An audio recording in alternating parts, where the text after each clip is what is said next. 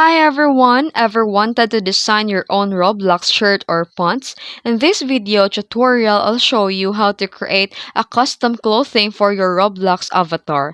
Let's dive in. First, download the clothing template. Head to the Roblox website or search for the shirt template or pants template. Then save your image to your device.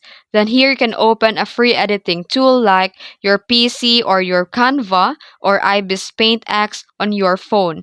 Then import the template and design your clothing by drawing or adding images over it.